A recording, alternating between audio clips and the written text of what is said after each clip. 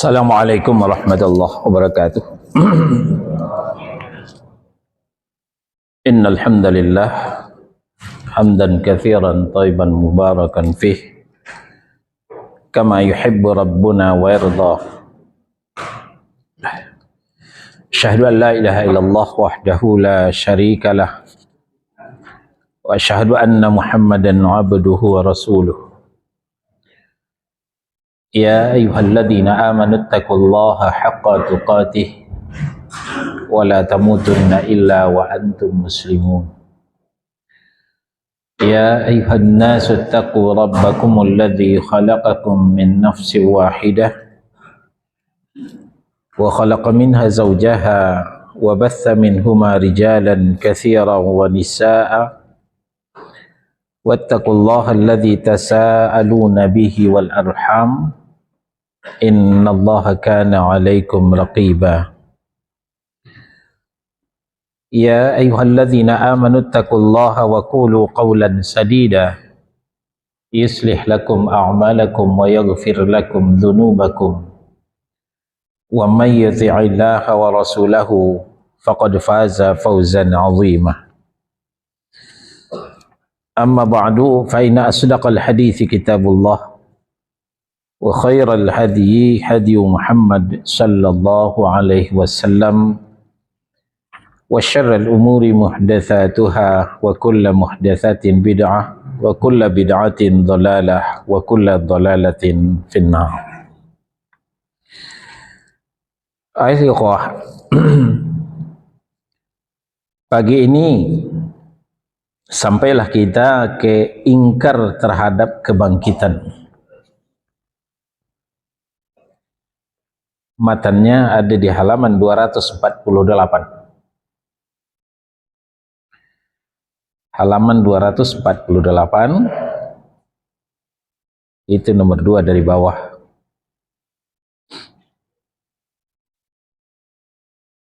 Wa man kadzdzaba bil ba'tsi kafara.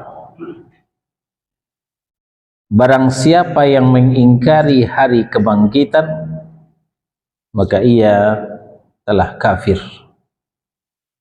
Dia terancam kafir. Wad dalil,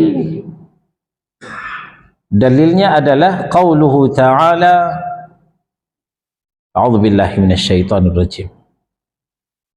Za'ama alladzina kafaru allan yub'atsu.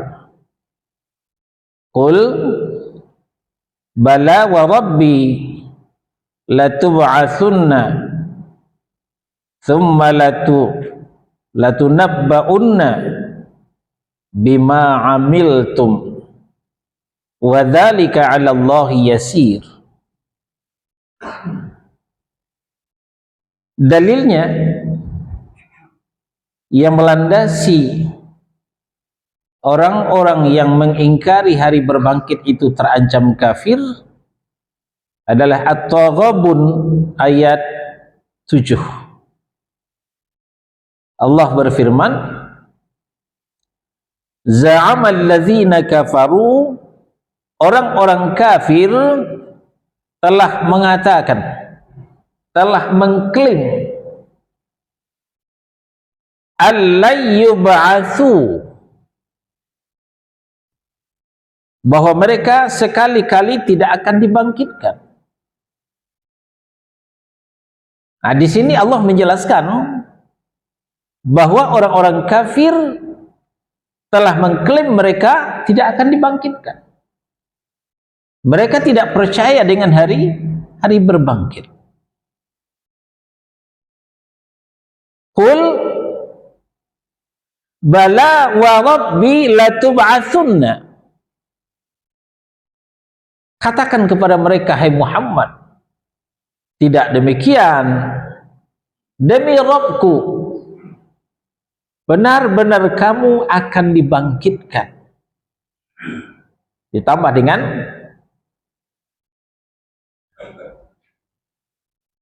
penegasan daripada Allah Subhanahu wa taala, latub'atsunna, dengan lam taukid, dan pasti mereka akan dibangkitkan. Selanjutnya, tsumma la tunabba'unna bima amiltu. Kemudian akan diberitakan kepadamu apa yang telah kamu kerjakan. Akan diberitakan, malah akan dipertontonkan, akan diperlihatkan. Di ayat yang lain, faman ya'mal mithqala dzarratin khairan yarah wa man ya'mal mithqala dzarratin syarran yarah. Siapa yang beramal kebaikan walaupun sezarah, dia akan melihat. Siapa yang beramal kejahatan walaupun sezarah, dia akan juga melihat. Jadi akan diberitakan kepada mereka dan akan dipertontonkan kepada mereka. Wa dzalika 'ala Allah yasir. Dan yang demikian itu adalah sangat mudah bagi Allah Subhanahu wa taala. Suatu hal yang mudah, yang enteng bagi Allah Subhanahu wa taala. Sekarang kita lihat syarahnya di halaman 255. Ingkar terhadap kebangkitan. Tadi dikatakan, barang siapa mendustakan hari kebangkitan, maka ia telah kafir. Tadi ayat sudah kita sampaikan di At-Taghabun. Lalu di Al-An'am ayat 29 dan 30 juga telah dijelaskan oleh Allah Subhanahu wa taala. Wa qalu in hiya illa hayatuna dunya wa ma nahnu bimab'utsin. Walau tara idh wuqifu ala rabbihim qal alaysa hadha bil haqq qalu bala wa rabbina qala fadhuqul adzaba bima kuntum takfurun. Dan tentu mereka akan mengatakan pula, hidup hanyalah kehidupan kita di dunia saja. Yang jelas hari ini. Besok? Besok belum tahu, entah iya entah enggak. Jangan itu hanya sekadar peramal masa depan. Mereka dengan fasih meramalkan yang akan terjadi di masa yang akan datang, termasuk dalam kehidupan setelah dunia fana. Padahal dalam notabene mereka sendiri tentu belum pernah melihatnya. Begitu mereka meremehkan tentang hari berbangkit. Ucapan-ucapan seperti ini telah disampaikan oleh Allah Subhanahu wa taala. Tentu mereka akan mengatakan pula, hidup hanya kehidupan hari ini saja. Ya, sudah disampaikan oleh Allah seperti itu. Pengingkaran dari orang-orang yang kafir. Dan seandainya kamu melihat mereka ketika mereka dihadapkan kepada Tuhannya, tentulah kamu melihat suatu hal yang sangat mengharukan. Sangat mengharukan. Kalaulah mereka melihat ketika mereka dihadapkan kepada Rabb mereka. Apa kata Allah? Bukankah kebangkitan ini benar? Ya. Setelah dihadapkan mereka kepada Allah, dilihatkan kepada mereka hal yang sesungguhnya, lalu Allah bertanya kepada mereka yang mengingkari itu, bukankah kebangkitan itu benar? Mereka menjawab, apa kata mereka? Sungguh benar demi Rabb kami, Allah, ya, sungguh benar demi Rabb kami. Baru mereka membenarkan. Shadaqallahul azim. Maha benar Allah yang maha agung. Ternyata salah yang kami kira dahulu. Benar rupanya apa yang disampaikan Allah Subhanahu wa taala. Baru mereka yakin. Sekarang masih mereka mengingkari, masih mereka tidak yakin. Nah, disitulah Allah menyampaikan kepada mereka, Allah berfirman, karena itu rasakanlah olehmu azab ini disebabkan kamu mengingkarinya.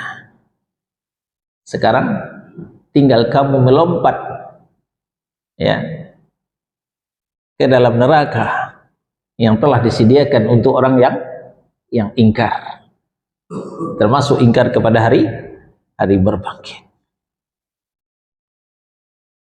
Nah, kaum muslimin karena sering membaca ayat ini, maka dia tidak ada di antara kaum muslimin yang mengingkarinya. Semuanya percaya, semuanya yakin. Siapa yang mengingkari? Yang tidak membaca ayat ini, tidak mau ngaji, malah orang ngaji dicemooh. Sampai kapan tuh ngaji? Ngaji terus. Ya pantas tersesat karena nggak pernah ngaji, nggak mau ngaji. Kalau ngaji ini Al-An'am mengatakan seperti itu. Alhamdulillah kita diberikan taufik dan hidayah oleh Allah. Kita belajar terus. Tiada hari tanpa ngaji, tiada hari tanpa belajar. Hanya malaikat mautlah yang menghentikan pengajian ini. Kalau malaikat maut sudah datang menjemput, ya selesailah pengajian. Maka sepanjang malaikat maut masih datang, belum datang menjemput, nyawa masih di kandung badan, matahari masih terbit di ufuk timur, kita akan selalu mengaji dan mengaji. Karena ilmu Allah ini sangat luas untuk kita pelajari, nggak bakal habis-habisnya.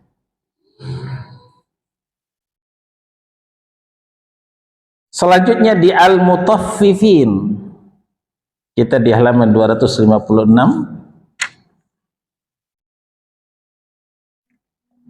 Di Al-Mutaffifin ayat 10 sampai 17. Wailu yawma idhil lil mukadzibin alladzina yukadzibuna biyaumiddin wa ma yukadzibu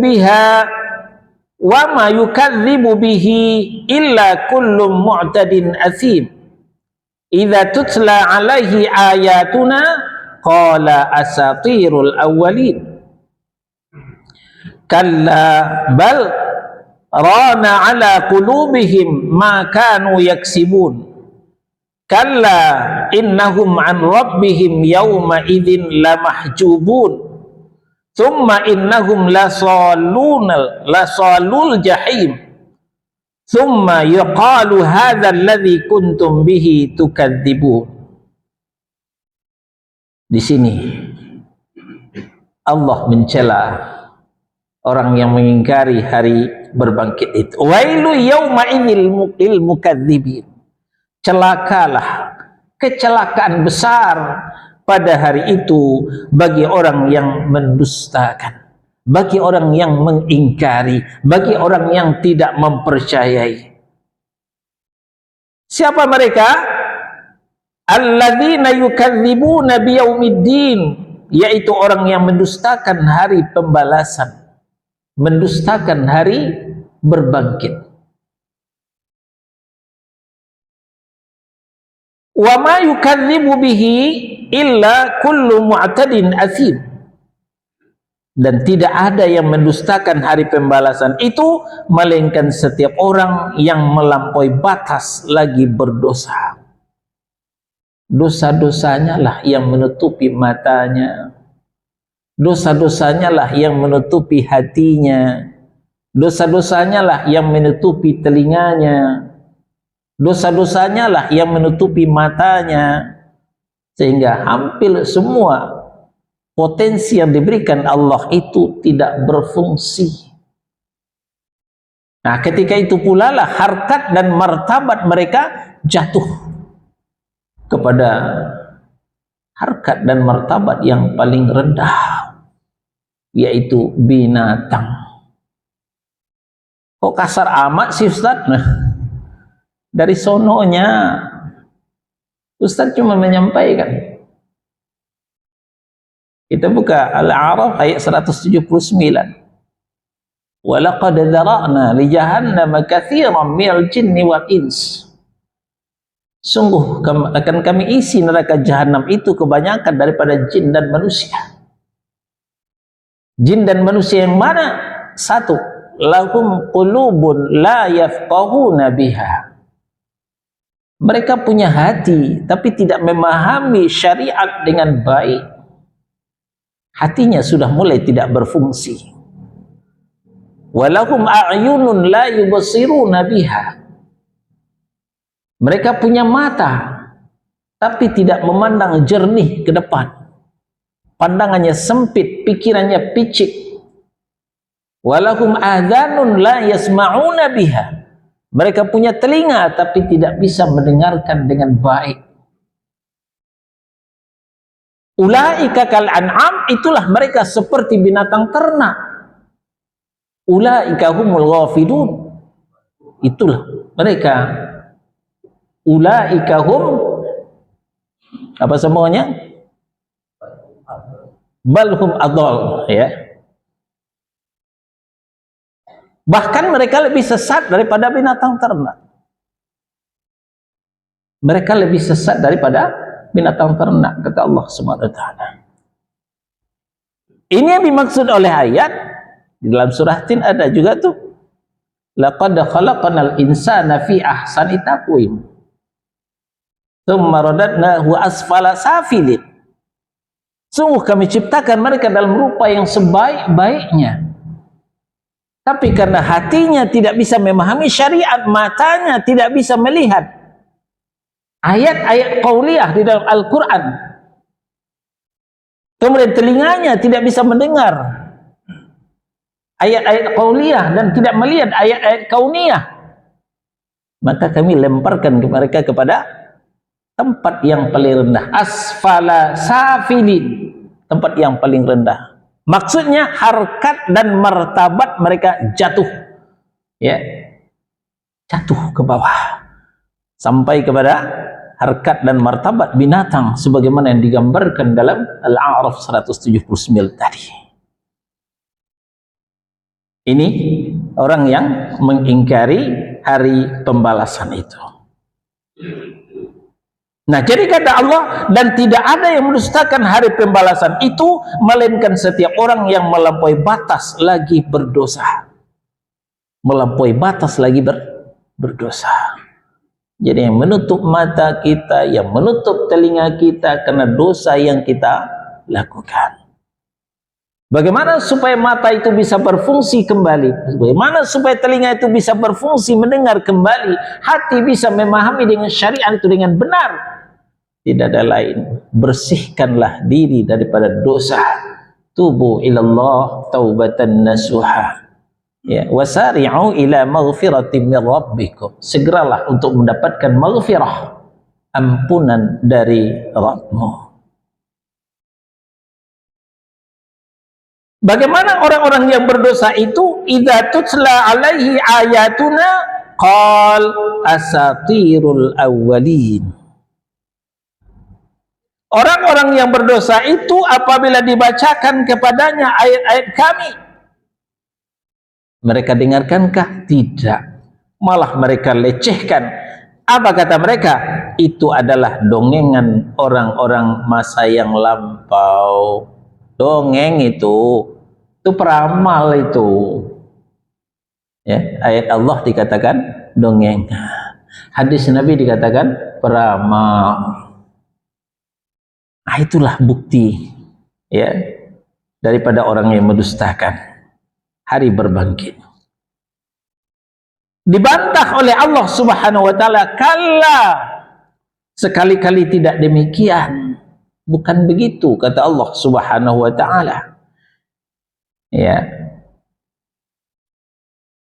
Bal rana ala qulubihim ma kanu yaksibun. Sebenarnya apa yang selalu mereka usahakan itu menutupi hati mereka. Dalam sebuah hadis, ternyata hati kita ini diibaratkan oleh Nabi Shallallahu Alaihi Wasallam ibarat kertas putih. Ibarat kertas putih. Bila seorang melakukan dosa, maka diberikanlah satu nuqtah, ya, titik hitam di kertas putih tadi. Bila dosa itu tidak kunjung dihapus dengan taubat, dengan istighfar, malah menambah dosa lagi, ditambah titik lagi. Setiap kali berbuat dosa, setiap itu pula titik nambah dalam kertas putih tadi. Apa yang terjadi? Lama-lama kertas putih itu dipenuhi dengan noktah-noktah hitam, dengan titik-titik hitam. Maka hitamlah hati mereka itu. Ketika hati mereka hitam, itulah yang menjadikan mata mereka tidak lagi berfungsi melihat dengan baik, dengan jernih. Telinga mereka tidak lagi berfungsi mendengarkan ayat-ayat Allah. Dan begitupun hati mereka tidak bisa lagi digunakan untuk memahami syariat yang mulia ini dengan baik.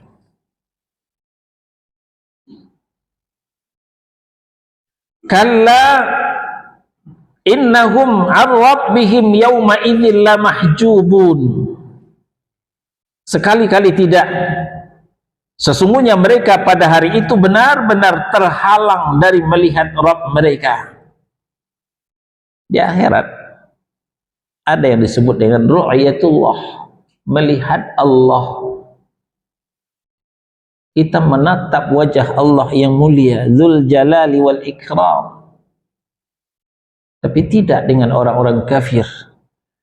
Orang-orang kafir yang termasuk mengingkari hari berbangkit, benar-benar mereka akan dihijab, dihalangi daripada melihat Allah Subhanahu wa ta'ala. Setelah itu, summa innahum lasalul jahim. Setelah itu kata Allah Subhanahu wa ta'ala, mereka sesungguhnya benar-benar akan masuk ke dalam neraka. Barulah kemudian summa yuqalu hadzal ladzi kuntum bihi tukadzibun. Kemudian dikatakan kepada mereka, inilah azab yang dahulu selalu kamu dustakan. Diperlihatkan azab, ya, diperlihatkan azab. Inilah azab yang dulu kamu dustakan. Maka ketika itulah timbul penyesalan, penyesalan demi penyesalan, dan mereka minta kepada Allah supaya dikembalikan ke dunia. Walau tara idzil mujrimuna naqisu ru'usihim 'inda rabbihim. Alangkah ngerinya ketika orang-orang yang berdosa bersimpuh, bertekuk lutut di depan Rabb mereka. Mereka berdoa sambil menyesali diri. Rabbana absarna wa sami'na.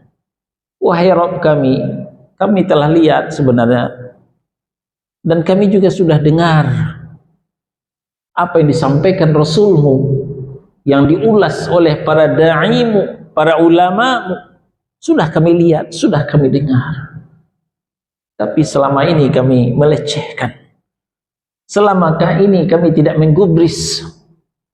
Sekarang farji'na, kembalikan kami ke dunia ya Allah, ya Rabb. Na'mal salihan, kami akan beramal saleh seperti mereka juga dulu beramal saleh. Inna muqinun, sekarang kami sudah yakin. Ini penyesalan daripada orang yang berdosa, penyesalan daripada orang yang mengingkari hari berbangkit itu. Mereka menyesal, mereka minta dikembalikan ke dunia. Tapi apa yang tidak dikata? Pikir dahulu pendapatan, sesal kemudian tidak berguna.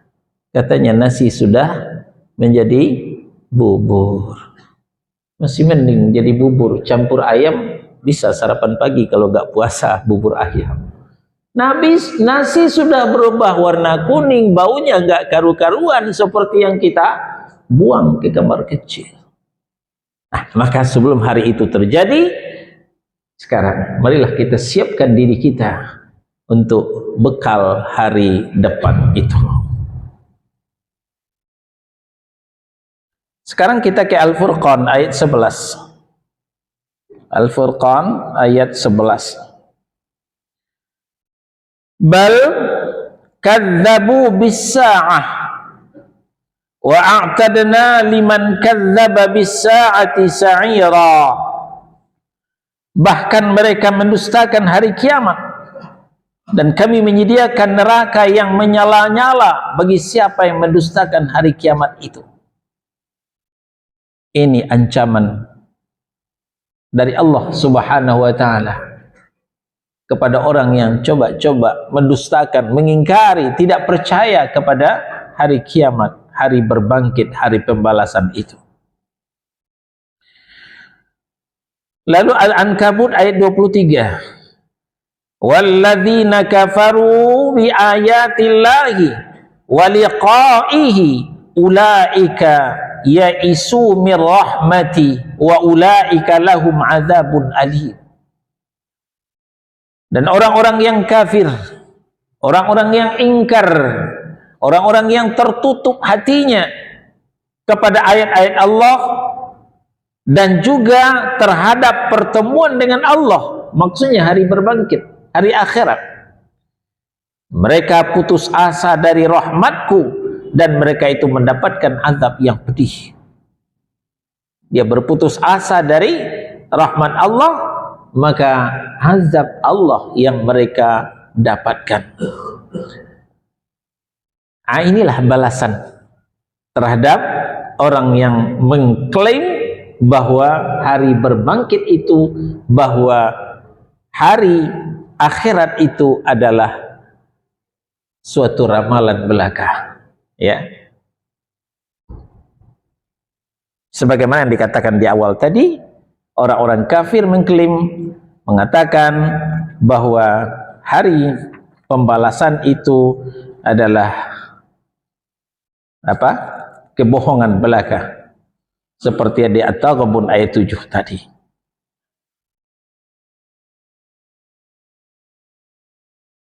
Ada beberapa cara, ya, untuk memahamkan kepada mereka yang mengingkari hari kebangkitan itu. Ya. Di sini diturunkan oleh penulis bagaimana langkah-langkah untuk meyakinkan orang-orang yang mengingkari hari berbangkit itu, hari pembalasan itu. Pertama, hari kebangkitan adalah masalah yang sudah mutawatir. Apa itu mutawatir? Sudah diyakini oleh banyak orang. Orang mana? Orang yang menggunakan potensi akalnya untuk berpikir, menggunakan potensi pendengarannya, menggunakan potensi penglihatannya, maka ini sudah disepakati oleh mereka. Nah, ini yang dimaksud dengan mutawatir. Di dalam semua kitab samawi, apa itu kitab samawi? Kitab-kitab yang turun dari langit, bukan hanya kitab Al-Quran, tapi diberitakan juga oleh kitab Taurat, diberitakan juga oleh kitab Injil, kitab Zabur. Itu semua kitab samawi yang dibawa oleh para rasul. Semua umat manusia sepakat menerimanya. Lalu bagaimana Anda bisa mengingkarinya? Ya, tidak ada kitab samawi yang mengingkari yang dibawa oleh para nabi dan rasul. Kitab Taurat yang dibawa oleh Nabi Musa, kitab Zabur yang dibawa oleh Nabi Daud, dan kitab Injil yang dibawa oleh Nabi Isa alaihi wassalatu wassalam, semuanya meyakini tentang hari berbangkit. Lalu Anda dari mana bisa mengingkari hari berbangkit itu? Nah, begini cara meyakinkan mereka. Bagaimana Anda bisa mengingkarinya sementara Anda membenarkan apa yang dilontarkan oleh para ahli filsafat atau pendapat orang-orang yang keakuratannya tidak mencapai dan tidak menyamai riwayat tentang adanya hari berbangkit? Mereka hanya percaya kepada filsafat barat, Aristoteles, Plato, filsafat Yunani. Itu yang mereka konsumsi petang dan pagi, dan itulah yang membuat mereka tersesat. Mereka tidak percaya dengan semua kitab suci.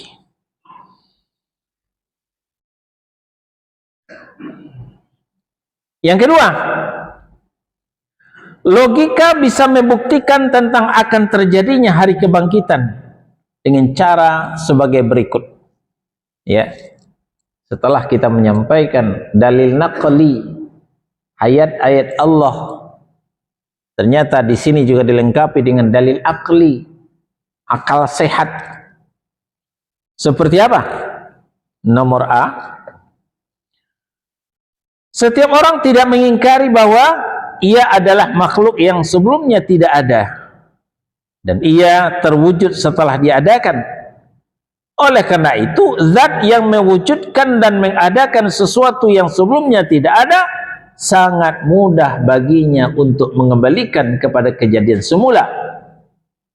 Atau dengan istilah lain, cuman sekedar mendaur ulang.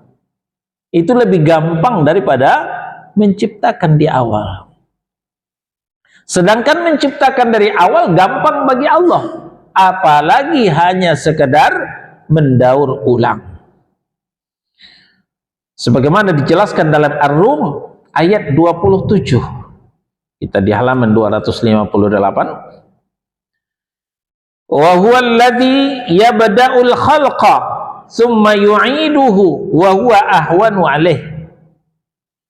Dan dialah yang memulai penciptaan, kemudian mengulanginya kembali, dan itu lebih mudah baginya.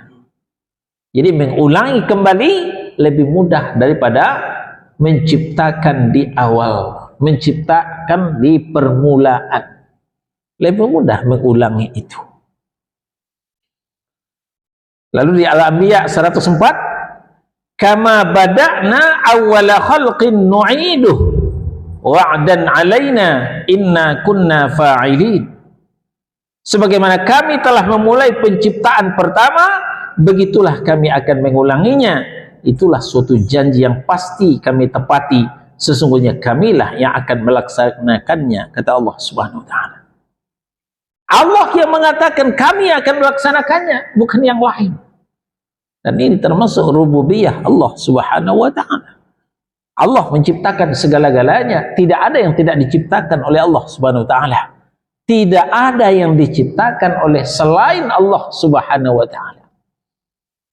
Jangan kita mengukur Allah dengan diri kita. Apa mungkin ya tulang belulang yang sudah bercerai-berai lalu dibentuk kembali, mungkin nggak ya? Kalau kita ya nggak mungkin, nggak bisa kita. Ya, paling kita bisa bikin robot. Setelah jadi, kita nggak bisa meniupkan rohnya. Tapi Allah, wallahu ala kulli syai'in qadir. Allah itu berkuasa atas segala sesuatu. Nggak ada yang tidak bisa bagi Allah Subhanahu wa ta'ala. Nah, itu nomor A. Nomor B,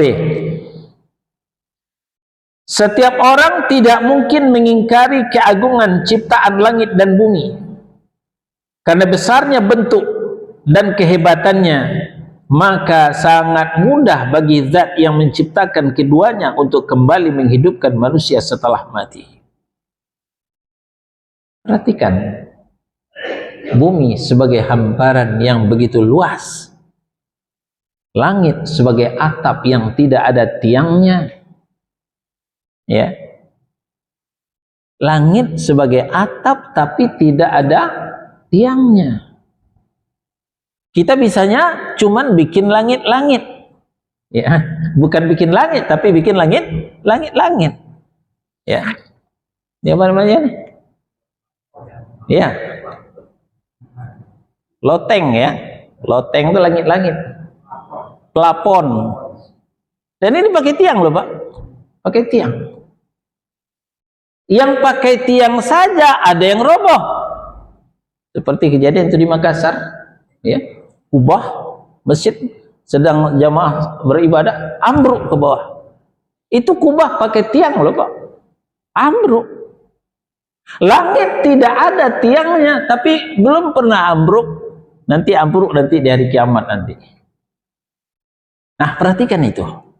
Betapa Allah bisa menciptakan langit tanpa tiang. Betapa luasnya. Apalagi untuk menghidupkan manusia lagi, manusia yang sangat kecil dibandingkan langit dan bumi. Sangat mudah bagi Allah Subhanahu wa taala. Nah, jadi setiap orang tidak mungkin mengingkari keagungan ciptaan langit dan bumi. Karena besarnya bentuk dan kehebatannya, maka sangat mudahlah bagi zat yang menciptakan keduanya untuk kembali menghidupkan manusia setelah mati. Sebagaimana Al-Mu'min ayat 57, la khalqus samawati wal ardi akbaru min khalqin nas. Sesungguhnya penciptaan langit dan bumi itu jauh lebih besar daripada penciptaan manusia. Menciptakan manusia kecil bagi Allah. Menciptakan langit saja bisa. Apalagi menciptakan manusia. Jangan diukur Allah dengan kemampuan kita. Kita menciptakan makhluk yang paling kecil saja kita nggak bisa. Apa? Zubaba. Ya, zubab itu adalah lalat. Coba siapa yang bisa bikin lalat? Paling juga bikin patungnya, ya bikin robotnya, bikin nyawanya, nggak bisa. Lalat yang begitu kecil, di situ ada rongga tulang kerangkanya. Nah, dalam kerangka itu dia juga punya darah, punya lengkap peralatannya dalam yang makhluk yang maha kecil itu. Kita nggak bisa membuat itu. Ya.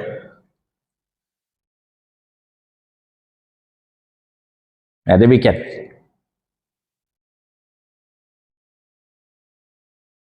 Lalu Al-Ahqaf ayat 33.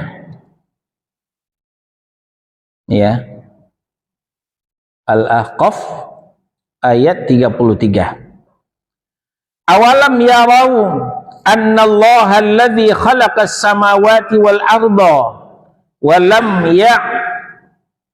ya'ya bi khalqihinna biqadirin ala ayyuhyil mauta bala innahu ala kulli syai'in qadir. Dan apakah mereka tidak memperhatikan bahwa sesungguhnya Allah yang menciptakan langit dan bumi dan dia tidak merasa payah karena menciptakannya, kuasa menghidupkan orang-orang yang mati, ya, ia bahkan sesungguhnya dia maha kuasa atas segala sesuatu. Semuanya bisa bagi Allah Subhanahu wa taala. Semuanya mudah bagi Allah Subhanahu wa taala. Semuanya tidak ada yang sulit. Yasin ayat 81 dan 82. Awalaisal ladzi khalaqas samawati wal arda biqadirin ala ay yakhluqa mithlahum bala wa huwal khallaqul alim. Innama amruhu idza arada syai'an an yaqula lahu kun fayakun. Dan tidaklah Tuhan yang menciptakan langit dan bumi itu berkuasa menciptakan kembali jasad-jasad mereka yang sudah hancur itu. Dia berkuasa dan dialah yang maha mencipta lagi maha mengetahui. Sesungguhnya perintahnya apabila dia menghendaki sesuatu hanyalah dengan berkata kepadanya kun, jadilah, adalah. Maka yang diinginkan Allah itu akan ada. Yang diinginkan Allah itu akan terjadi. Begitu mudahnya bagi Allah Subhanahu wa taala. Tidak seperti kita. Kita melalui proses, ya, kita bikin masjid At-Taqwa, kumpulkan dulu material, ya, batu kali sebagai pondasi, beli besi ke toko material, batu kali sudah cukup, besi sudah cukup, semen, beli lagi pasir, ya. Berapa lamanya bikin Masjid At-Taqwa? Bisa sehari dua? Bisa sebulan 2 bulan? Malah proses setahun bikin Masjid At-Taqwa. Jadi apa yang kita bikin? Melalui proses. Tidak demikian dengan Allah Subhanahu wa ta'ala. Hanya dengan kalimat perintah kun adalah, jadilah. Maka sesuatu yang diinginkan Allah akan terjadi seketika. Begitu cara meyakinkan orang-orang yang mengingkari hari berbangkit. Nomor C. Bagi yang memperhatikan bumi yang kering dan mati, ketika ada hujan yang turun, maka berubahlah ia menjadi subur dan menumbuhkan tumbuh-tumbuhan. Zat yang mampu menghidupkan bumi yang kering kerontang, tentu mampu pula menghidupkan kembali, membangkitkan orang-orang yang telah mati. Kita tidak sekali dua mengalami kemarau panjang, ya. Berapa puluh tahun kita hidup, sudah sering kita mengalami kemarau panjang, hujan enggak turun-turun sebulan, sehingga rerumputan pada kering, tumbuhan kita banyak yang mati. Tapi tidak lama setelah itu, ketika hujan mulai turun, maka yang mati itu hidup kembali. Bumi yang kering kerontang itu menjadi subur. Rerumputan yang mati itu tumbuh kembali, menghijau kembali. Begitu gampangnya. Apalagi menghidupkan manusia yang sudah mati. Fussilat ayat 39. Wa min ayatihi annaka taral arda khashi'atan fa idza anzalna 'alaihal ma' ihtazzat wa rabbat innal ladzi ahyaha la muhyil mauta innahu ala kulli syai'in qadir. Dan sebagian dari tanda-tanda kekuasaannya bahwa kamu melihat bumi itu kering tandus, maka apabila kami turunkan air di atasnya, niscaya ia bergerak dan subur. Sesungguhnya Tuhan yang maha menghidupkannya tentu dapat menghidupkan yang mati. Sesungguhnya dia maha kuasa atas segala sesuatu. Nah, demikian ayat berlapis yang menjelaskan kepada kita bahwa gampang bagi Allah menghidupkan yang sudah mati itu.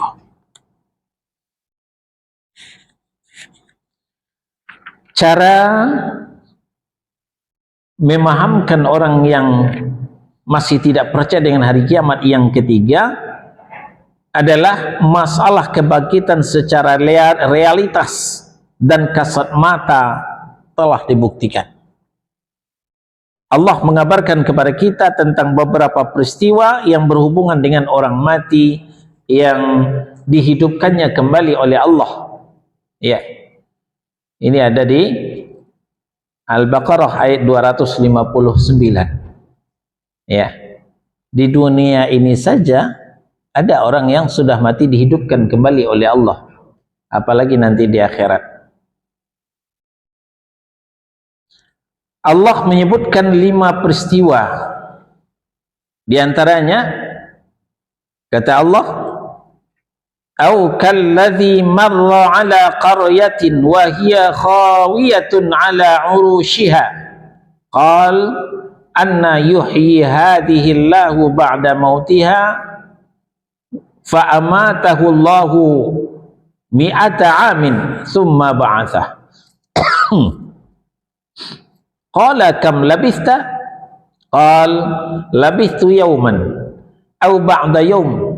Qal bal labithta mi'ata 'amin fanzur ila ta'amika wa syarabika lam yatasannah wanzur ila himarika walinaj'alaka ayatan linnas wanzur ilal 'idhami kaifa nunshizuha thumma naksuhal lahma falamma tabayyana lahu qala a'lamu anna Allaha 'ala kulli syai'in qadir.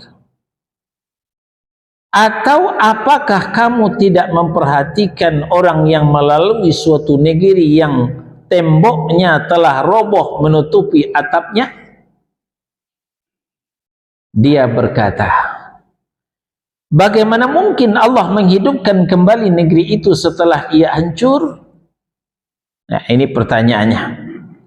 Maka kemudian Allah mematikan orang itu selama 100 tahun. Allah mematikannya selama 100 tahun. Lalu kemudian menghidupkannya kembali. Setelah 100 tahun Allah hidupkan kembali. Lalu Allah bertanya, berapa lama kalian tinggal di sini? Dia menjawab, saya tinggal di sini baru sehari atau baru setengah hari. Padahal sudah 100 tahun. Ya, dia merasa baru sehari atau setengah hari. Ya, karena kan dia tidur pulas gitu. Lalu Allah berfirman, sebenarnya kamu telah tinggal di sini 100 tahun yang lalu.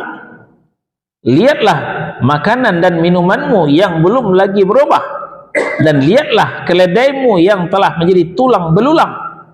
Ya, jadi dengan bukti-bukti ini, makanan yang kamu bawa dulu tuh masih ada, keledaimu tuh tinggal tulangnya. Ya, mungkin kamu sehari itu setengah hari di sini, keledaimu aja sudah jadi tulang belulang. Kami akan menjadikan kamu sebagai tanda kekuasaan bagi manusia, dan lihatlah kepada tulang belulang keledai itu, kemudian kami menyusunnya kembali, kemudian kami membalutnya dengan daging, maka tatkala telah nyata kepadanya bagaimana Allah menghidupkan yang telah mati, dia pun berkata, saya yakin bahwa Allah Maha Kuasa atas segala sesuatu. Setelah Allah perlihatkan bagaimana keledainya sudah menjadi tulang belulang, kemudian Allah perlihatkan juga kepadanya bagaimana proses menghidupkan keledai itu kembali, maka kembalilah daging-dagingnya, kembalilah utuh sebagaimana semula. Begitulah caranya Allah menghidupkan orang yang sudah mati, kata Allah SWT. Ini juga pernah terjadi pada masa Nabi Ibrahim alaihissalam. Ketika Nabi Ibrahim mengatakan, bertanya kepada Rabbnya, ya Rabb, bagaimana engkau akan menghidupkan kembali yang sudah mati? Lalu Allah menimpali, apakah kau kurang percaya ya Ibrahim? Tidak, sekadar menambah keyakinan saja. Maka Nabi Ibrahim menyuruh mencari 4 ekor burung. 4 ekor burung. Lalu burung itu disembelih. Disembelih, kemudian dagingnya dipotong-potong, dicincang-cincang sehalus-halusnya, sehingga daging burung yang 4 ekor itu sudah menjadi bubur karena saking halusnya dicincang, diaduk-aduk. Sudah Ibrahim? Sudah ya Allah. Nah, sekarang kau bagi 4 bagian. Sudah? Sudah. Nah, lalu masing bagian taruh di atas bukit sono. Taruh di atas bukit sono. Taruh di atas bukit sono. Taruh di bukit sono. Jauh-jauh bukitnya itu, 4 penjuru. Ya, Nabi Ibrahim ikuti. Sudah diantar ke bukit yang jauh 4 penjuru. Sudah Ibrahim? Sudah. Nah, sekarang lihat. Allah membuktikan, panggil 4 burung itu. Lalu Nabi Ibrahim memanggilnya. Maka 4 burung itu kembali dengan utuh. 4 burung yang sudah jadi bubur dicincang oleh Nabi Ibrahim tadi, setelah dipanggil kembali menghadap dengan burungnya utuh seperti sedia kala. Begitu gampangnya bagi Allah menghidupkan yang sudah mati. Yang keempat, kita di halaman 260 bagian bawah terakhir. Secara logika, hikmah mengharuskan adanya hari kebangkitan gunanya untuk memberikan pembalasan perbuatan manusia di dunia. Kalau tidak, niscaya sia-sialah Allah menciptakan manusia dan tidak ada hikmahnya. Bahkan dengan demikian, tidak ada perbedaan antara manusia dengan hewan dalam kehidupan ini. Al-Mu'minun ayat 115. Afa hasibatum annama khalaqnakum abathan wa annakum ilaina la turja'un. Fata'ala Allahul malikul haqq la ilaha illahu rabbul arsyil karim. Maka apakah kamu mengira bahwa sesungguhnya kami menciptakan kamu secara main-main saja, sebagai senda gurau saja, dan bahwa kamu tidak akan dikembalikan kepada kami? Maka maha tinggi Allah, Raja yang sebenarnya, tidak ada sesembahan yang hak selain Dia, Tuhan yang mempunyai arasy yang mulia. Kalau tidak demikian, bagaimana menunjukkan keadilan Allah? Sebab di dunia memang banyak pengadilan, tapi keadilan susah dicari. Maka terlepas dari pengadilan dunia, pengadilan akhirat sedang menunggu. Maka ketika itulah kita diadili seadil-adilnya. Ketika tidak ada kehidupan akhirat, maka orang akan tetap dicurangi, diperlakukan secara tidak adil, walaupun sudah melalui proses pengadilan di dunia, tapi tetap saja tidak adil. Seorang pencuri ayam bisa dikurung beberapa bulan atau tahun penjara, tapi seseorang yang mencuri uang harta negara triliunan rupiah bisa melenggang bebas kemana saja. Ini menunjukkan banyak pengadilan di dunia, tapi keadilan susah dicari. Tapi pengadilan akhirat jangan coba-coba, ya, diadili dengan seadil-adilnya. Inilah gunanya hari kebangkitan, hari berbangkit, hari pembalasan, untuk mengadili orang yang belum diadili ketika di dunia. Thaha ayat 15. Inna sa'ata atiyatun akadu ukhfiha litujza kullu nafsin bima tas'a. Sesungguhnya hari kiamat itu akan datang, aku merahasiakan waktunya supaya tiap-tiap diri itu dibalas dengan apa yang telah dia usahakan. Kemudian An-Nahl ayat 38 dan 40. Wa aqsamu billahi jahda aymanihim la yab'atsullahu man yamut bala wa'dan alaihi haqqan walakinna aktsaran nasi la ya'lamun liyubayyina lahumul ladzi yakhtalifuna fihi wa liya'lamal ladzina kafaru annahum kanu kadhibin. Innama qauluna li syai'in idza aradnahu an naqula lahu kun fayakun. Mereka bersumpah dengan nama Allah, dengan sumpahnya yang sesungguhnya Allah tidak akan membangkitkan orang yang mati. Sampai bersumpah dia mengingkari hari berbangkit ini. Tidak demikian kata Allah. Bahkan pasti Allah akan membangkitkannya sebagai suatu janji yang benar dari Allah. Akan tetapi kebanyakan manusia tidak mengetahui. Agar Allah menjelaskan kepada mereka apa yang mereka perselisihkan itu. Dan orang-orang kafir itu mengetahui bahwasanya mereka adalah orang-orang yang berdusta. Sesungguhnya perkataan kami terhadap sesuatu apabila kami menghendakinya hanya dengan mengatakan kepadanya kun, jadilah. Fayakun, maka jadilah ia yang diinginkan oleh Allah Subhanahu wa ta'ala. Kita akhiri dengan sebuah hadis. Ada perbincangan menarik antara Rasulullah sallallahu alaihi wasallam dengan sahabatnya. Ini diceritakan oleh Abu Hurairah radhiyallahu anhu dan dikeluarkan oleh Imam Muslim dalam sahihnya. Rasulullah mengawali perbincangan dengan bertanya kepada sahabat.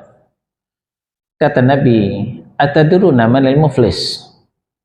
Tahukah kalian siapa orang-orang yang bangkrut itu? Qalu, sahabat menjawab, al-muflisu fina man la dirhama lahu wala mata'. Orang yang bangkrut itu ya Rasul, yang tidak punya dirham, yang tidak punya harta. Dirham itu uang, sama dengan rupiah kalau kita sekarang. Jadi orang bangkrut itu ya Rasul, yang tidak punya rupiah dan tidak punya harta. Itu asumsi para sahabat. Ternyata asumsi sahabat ini salah, diluruskan oleh Nabi Shallallahu Alaihi Wasallam. Faqal, maka Nabi bersabda, al-muflisu fina, al-muflisu min ummati, orang yang bangkrut di kalangan umatku adalah man ya'ti yaumal qiyamati, orang nanti datang pada hari kiamat bi sholatin wa siyamin wa zakatin, datang pada hari kiamat membawa pahala puasa, membawa pahala sholat, membawa pahala zakat. Ternyata orang yang bangkrut itu bukan orang yang tidak sholat.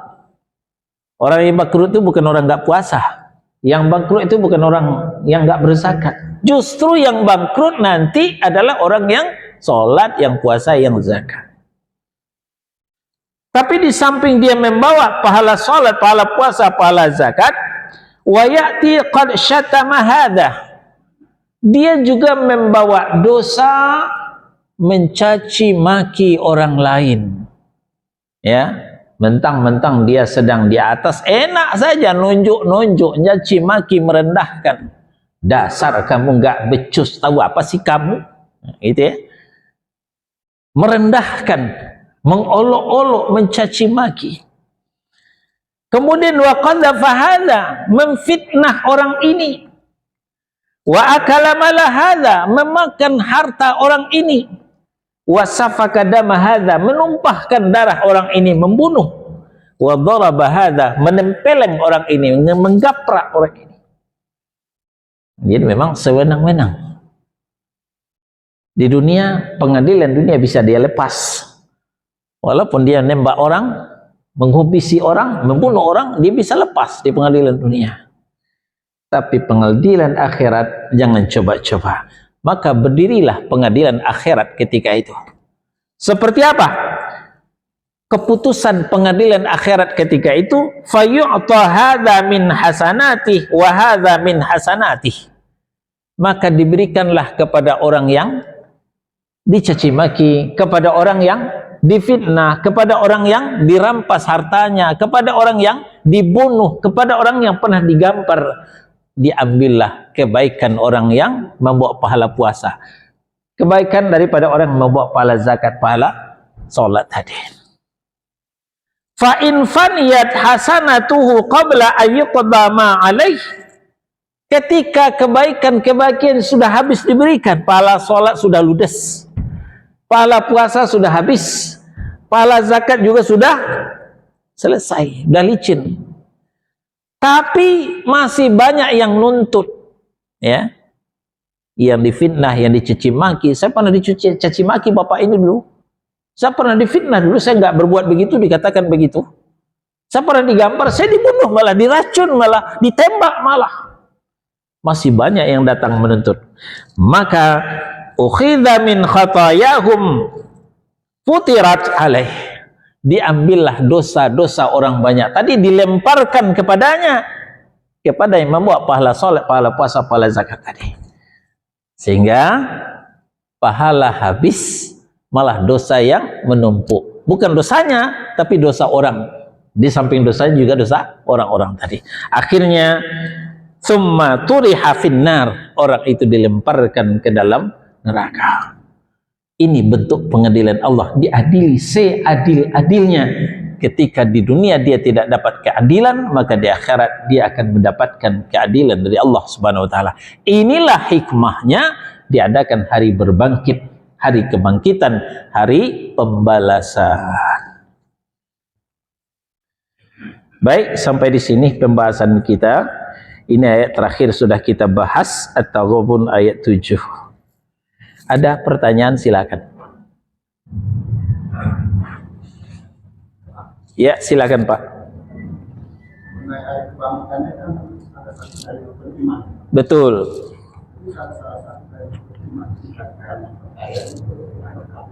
Itulah yang menyebabkan kekafiran, karena rukun imannya sudah rusak satu.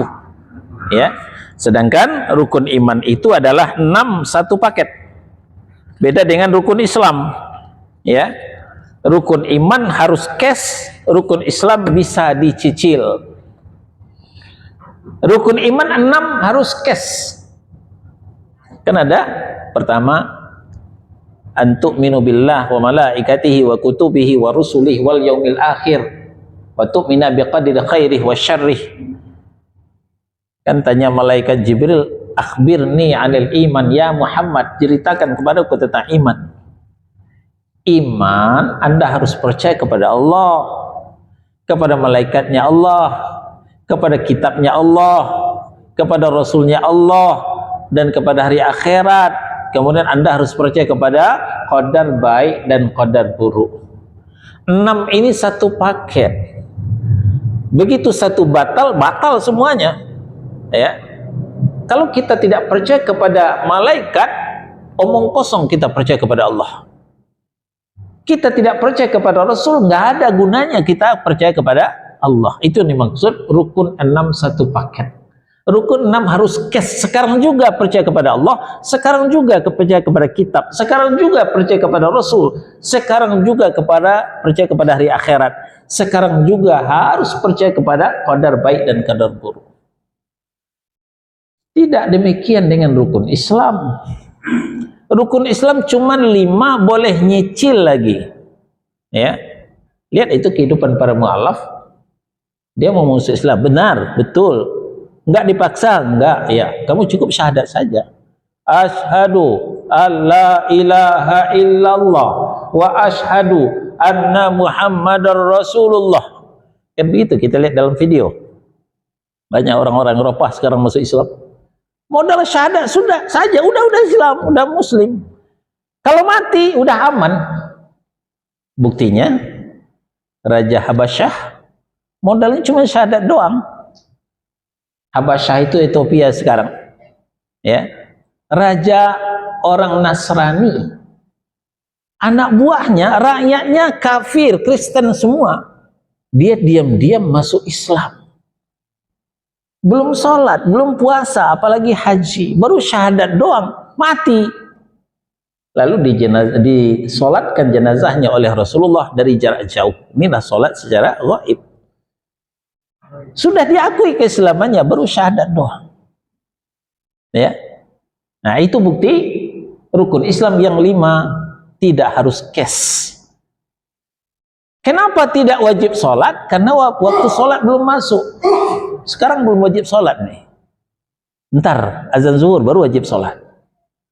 Syahadat sudah, sholat sudah, puasa belum? Kalau belum masuk bulan Ramadan. Kalau sudah masuk Ramadan baru puasa. Zakat belum? Kalau belum sampai hartanya senisab. Ya, sudah sampai harta senisab, haji nggak perlu. Kalau belum datang bulan Zulhijjah. Ya, mendaftar dulu, ambil porsi dulu, sudah mendaftar, sudah ambil porsi, tunggu dulu 10 tahun, 15 tahun, 20 tahun ngantri katanya. Nah, jadi begitu Pak. Ya.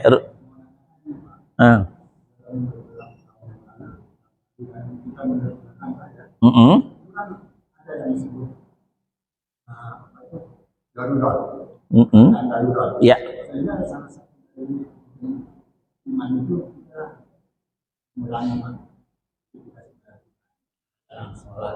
Darurat itu aplikasinya kepada fikih, kepada amalan, bukan kepada keyakinan. Apabila ada bencana alam, dari Allah yang merupakan. Ya. Darurat itu berlaku kepada amalan. Amalan itu fikih, bukan kepada keyakinan. Sekarang kita bicara keyakinan, bukan amalan, Pak. Keyakinan terhadap adanya hari akhirat, itu yang sedang kita bahas. Jadi bicara keyakinan nggak ada daruratnya, nggak ada daruratnya. COVID-19, corona, segala macam, kita tetap yakin berbangkit hari akhirat. Tapi COVID, corona kemarin, ya ada darurat, kita tidak sholat berjamaah ke masjid. Kenapa? Masjidnya ditutup, umpamanya gitu. Enggak, tidak termasuk ingkar kepada rukun iman. Rukun iman mana yang kita ingkari? Ya, iya, takdir dan qadar, tapi bukan menghilangkan usaha. Ya, kita percaya kepada takdir Allah, namun bukan berarti kita mengingkari usaha. Ya, sekarang saya lapar, ada makanan, saya nggak makan, saya percaya takdir Allah, kalau saya kenyang nanti kok, untuk apa makan? Nah, kan begitu. Ya nggak begitu. Kita percaya kepada takdir, tapi tetap usaha. Kalau mau kenyang ya makan. Kalau melepas haus ya minum. Ya nggak bisa takdir saja tanpa usaha. Nah, begitu juga kalau penyakit sedang menggejolak, kita boleh ya tidak melaksanakan aktivitas menjelang penyakit itu menghilang dari negeri kita. Nah, itulah landasan ijtihad para ulama, ya, kewajiban ibadah ya bisa dilonggarkan ketika sedang datang penyakit. Nah, itu yang dikatakan darurat, gitu Pak. Dalam hal ini saya tidak melakukan sholat Jumat 3 kali, tidak ada. Kalau ada penyebab, nggak masalah. Jangankan penyakit, safar pun menggugurkan kewajiban sholat Jumat. Ya, jangankan penyakit seperti COVID kemarin, safar pun Bapak ke Jawa. Ya, pas dari Jumat berangkat, sedang di tengah jalan udah masuk waktu Jumat. Bapak sedang di atas kereta api, bisa sholat Jumat di atas kereta? Nggak bisa. Ya paling sholat sendiri-sendiri, itu Pak. Tidak ada batasnya Pak ya, baru 3 kali apa ini? Yang dimaksud tidak sholat Jumat 3 hari berturut-turut itu tanpa sebab. Tanpa sebab. Tapi kalau ada sebab atau rukhsah, keringanan, itu tidak berlaku. Ya, hari-hari biasa, ya, Pak Mustafa makan sepanjang jalan, nampak oleh jamaah, wah ini Pak Mustafa gimana nih? Terus yang puasa dia makan. Pak Mustafa dipertanyakan. Tapi Pak Mustafa lagi safar ke Jawa, lalu nampak orang makan-makan di atas kereta, orang maklum, oh Pak Mustafa lagi safar, pajar dia nggak puasa. Jadi kalau ada sebab. Tapi kalau tidak ada sebab, baru kita dituntut, coba ya. Jadi sebab-sebab itu ada rukhsah, ada darurah, itu sebab-sebab tidak terlaksananya syariah ibadah. Tapi kalau akidah keyakinan tidak ada daruratnya, ya, tidak ada darurat, tidak ada rukhsah untuk akidah. Ini berbeda lapangan akidah dengan lapangan ibadah. Itu Pak. Ya, silakan. Kalau rukhsah itu nggak diambil, apakah juga termasuk orang sombong? Baik. Pertanyaan dari Bapak ini, kalau rukhsah itu tidak diambil, apakah kita termasuk orang sombong? Rukhsah itu ada 2 macam. Ya. Ada rukhsah sebaiknya diambil.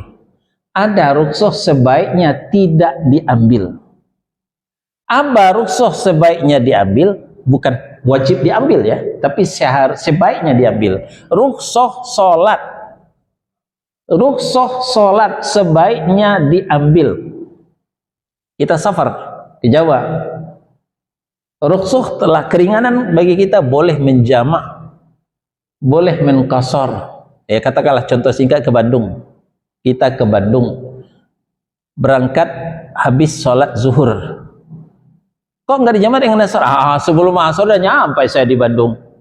Ya, prediksi kita. Ternyata di jalan tol ada gangguan, tabrakan segala macam, masjid nggak ada, badan capek, lelah. Kita nggak bisa, waktu asar berjalan juga. Apa yang terjadi? Sholat asarnya out. ataupun kalau dilakukan sudah terpaksa.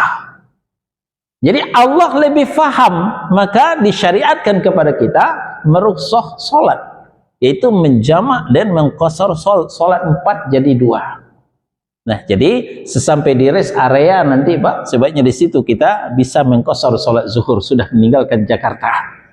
Itu salat zuhur 2 rakaat, langsung salat asar 2 rakaat.